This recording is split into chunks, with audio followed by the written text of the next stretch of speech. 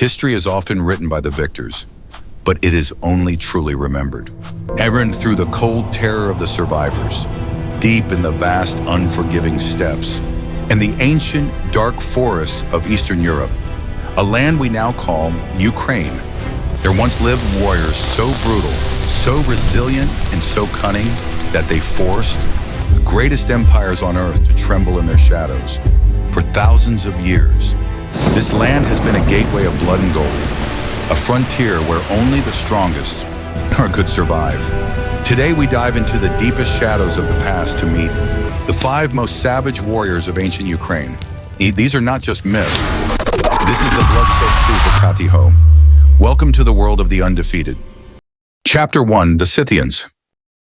Centuries before the first Roman legionnaire ever set foot on a battlefield, the Ukrainian steppe belonged to one power, the Scythians. They were the original ghosts of the grass, masters of the horse and the bow, to the civilized world. Of the Greeks, they were more than just nomads. They were a living nightmare. Ancient Greek historians, like Herodotus, whispered in absolute horror about Scythian rituals. They didn't just defeat their enemies, they claimed their very essence. It was said that a Scythian warrior would drink the blood of the first enemy he killed to seal his status as a man. But that was only the beginning. They took skin as others took gold. Human scalps were stripped, tanned, and used as napkins for their hands, hanging proudly from their horses' bridles. The more scalps a warrior had, the more respect he commanded. They even used the skin of their enemies' arms to cover their quivers, so that even in death their foes would help and kill. Yet these masters of cruelty were also obsessed with gold. Their kings were buried in massive mounds called kurgans, filled with treasures. Chapter 2, the Queen of Vengeance. In the 10th century, the city of Kiev was the golden heart of a rising empire, beacon of power and civilization in the dark, endless forests of the east. But when the Drevlian tribe brutally murdered Prince Igor, they believed they could simply take his throne and his widow, and by force. They made a fatal mistake. They saw a grieving woman, but Olga saw a target for total and absolute annihilation. Arrogant Drevlian messengers arrived in Kiev, demanding that Olga marry their leader. She welcomed them with a cold, terrifying smile that hid her true intentions. Her first revenge was silent. She had the messengers carried in their own boat, then dropped them into a deep, dark pit and buried them alive. The second revenge was a trap. She invited their finest warriors to a bathhouse, locked the heavy iron doors, and set the entire building ablaze. It became a screaming inferno. There was no escape, only ash remained. Next came the blood feast.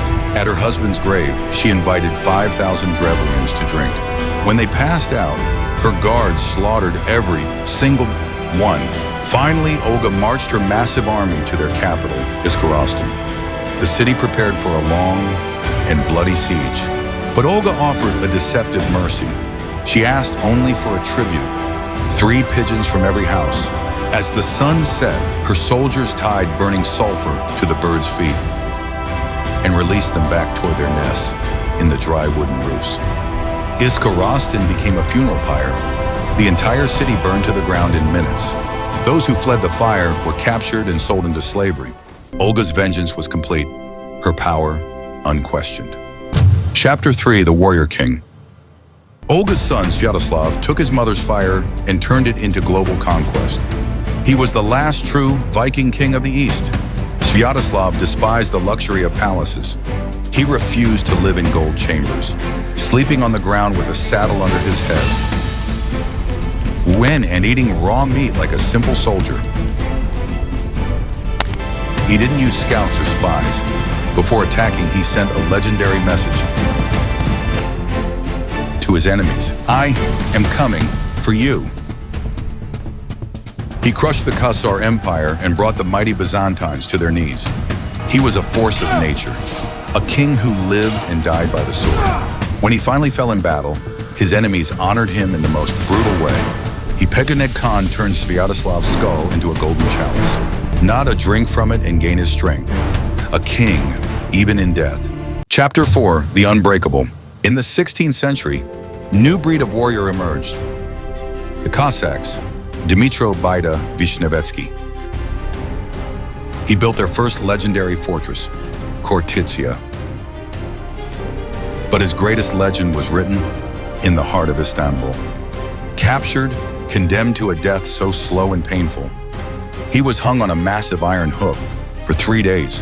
While hanging in agony, he managed to grab a bow. Chapter 5. The Immortal Wolf. Finally, we meet the devil himself, Ivan Sirko. In over 60 battles, he lost none. He was a character Nick who could catch bullets with his bare hands, carried his severed hand into battle.